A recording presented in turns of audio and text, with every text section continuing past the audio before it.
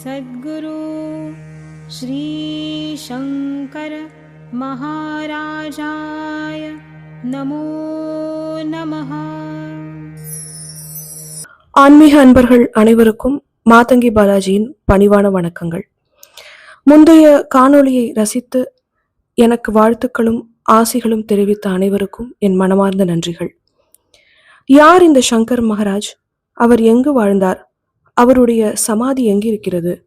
அவர் பார்ப்பதற்கு எப்படி இருப்பார்? இப்படி பல கேள்விகளை என்னிடம் கேட்டிருந்தீர்கள். இதைத்தான் நாம் இந்த காணொளி மூலம் அறிந்து கொள்ளப் போகிறோம். சங்கர் மகாராஜ் அவதூத நிலையில் வாழ்ந்த ஒரு மகான். அவதூத நிலை என்பது ஆன்மீகத்தில் மிகவும் உயர்ந்த ஒரு நிலை. உலக பற்றுகளை துறந்து எப்போதும் உள்ளார்ந்த ஆன்மீக அனுபவத்தில் மூழ்கியிருப்பதுதான் அவதூத நிலை. மகாராஜ் ஸ்ரீ தத்தாத்திரேயரைப் போலவே எப்போதும் அவதூத நிலையில் இருந்தார். அவருடைய சமாதி கோவில் மகாராஷ்டிர மாநிலம் பூனே சத்தாரா சாலையில் அமைந்துள்ளது. அவர் எந்த வருடம் பிறந்தார் என்பதை யாராலும் சரியாக கணிக்க முடியவில்லை. இருப்பினும் அவர் சமாதி அடையும் போது ஏறக்குறைய அவரின் வயது 150 இருக்கலாம் என்று ஊகிக்கின்றனர். ஒவ்வொரு வருடமும் கோபாஷ்டமி, அதாவது கார்த்திகை மாதம் வரும் வளர்பிறை அஷ்டமி அன்று அவருடைய பிரகடன தினமாக அனுஷ்டிக்கின்றனர். அவர் மராட்டிய மாதமான வைசாக்க மாதம் அஷ்டமி திதியில் சமாதி அடைந்தார். அதாவது 1947 ஏப்ரல் 24 சமாதி அடைந்தார். அப்போது இந்தியா சுதந்திரம் அடையவில்லை. அதனால் அவர் சமாதி கோவில் அமைந்திருந்த இடம் அப்போது காடாக இருந்தது. இப்போது தினமும் பலர் வந்து வழிபடும் ஒரு முக்கியமான இடமாக திகழ்கிறது. மகாராஜ் பூனேவில் இப்போது நிரந்தரமாக சமாதி அடைந்திருந்தாலும் அவர் ஸ்தூல ரூபத்தில் இருந்தபோது ஒரே இடத்தில் தங்கி இருந்தது இல்லை.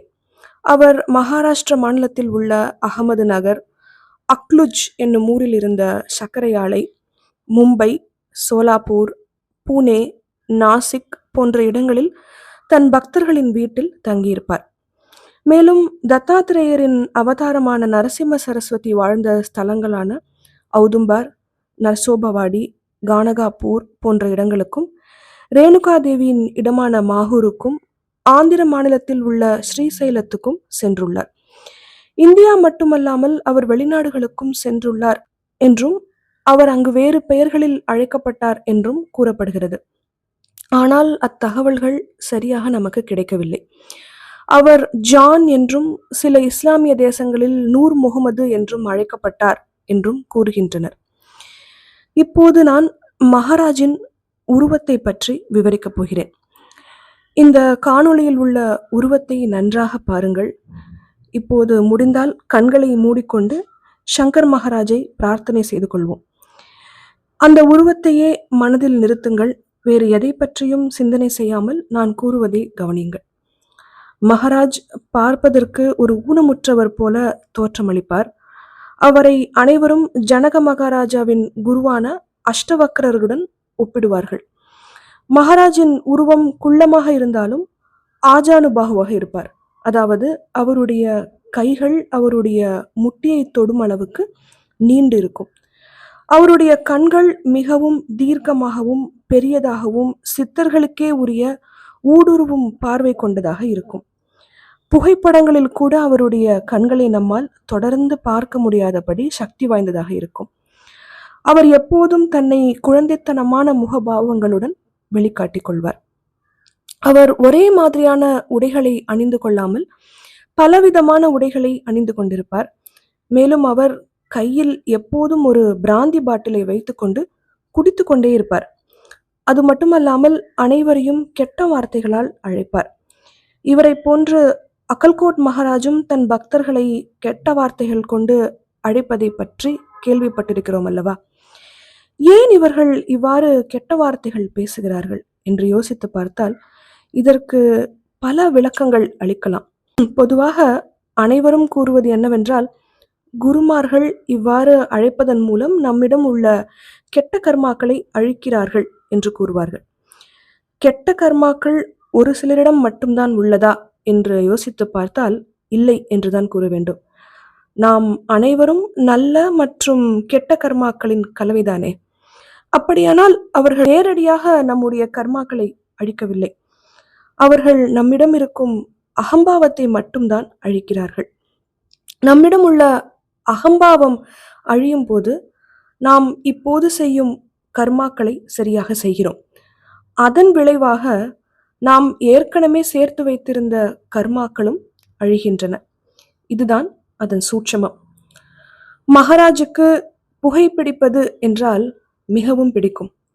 அவருக்கு அத்தர் என்கிற வாசனை திரவியம் என்றால் மிகவும் இஷ்டம். அவருக்கு இசை மிகவும் பிடிக்கும்.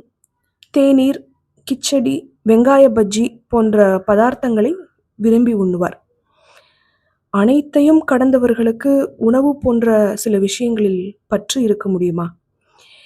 இதை கேட்டவுடன் இந்த கேள்வி நமக்குள் எழலாம். அவர்கள் இவை எல்லாவற்றையும் தன் பக்தர்களுக்காக மட்டும்தான் செய்தார்களே தவிர, அவர்கள் உணவு, உறக்கம், உடை, அலங்காரம், சீதோஷ்ண நிலை போன்ற புற விஷயங்களை கடந்து எப்போதும் ஆனந்தமயமான பிரம்ம நிலையிலேயே நிலைத்திருப்பர். அவர்கள் இப்படித்தான் என்று வரையறுத்து கூறுவது நம்முடைய சிறுமையான மனதுதானே தவிர வேறெதுவும் இல்லை என்பதை நாம் இங்கு அறிந்து கொள்ள வேண்டும். அது மட்டுமல்லாமல், ஒருவரை வெளிப்புறத்திலிருந்து பார்த்து இவர் இப்படித்தான் என்று மனித மனது சில அபிப்பிராயங்களை வளர்த்து கொள்ளும் தானே. இது ஒரு வகையான அகம்பாவம் அல்லவா? அந்த அகங்காரத்தை துறந்தால் மட்டுமே நாம் மகான்களை நெருங்க முடியும் என்பதை அவர்கள் சொல்லாமல் சொல்கிறார்கள். கண்ணால் காண்பதும் பொய், காதால் கேட்பதும் பொய், தீர விசாரிப்பது தானே மெய். ஆகவே ஆன்மீகத்தின் முதல் படி அபிப்பிராயங்களை விட்டொழித்தல். இதை முடிந்தவரை இன்றிலிருந்து பயிற்சி செய்து அனைவரும் ஆன்மீக நிலையில் முன்னேற வேண்டும் என்ற பிரார்த்தனையுடன் முடிக்கிறேன். மீண்டும் அடுத்த காணொளியில் மகாராஜ் பற்றி தொடர்ந்து அறிந்து கொள்ளலாம். நன்றி, வணக்கம்.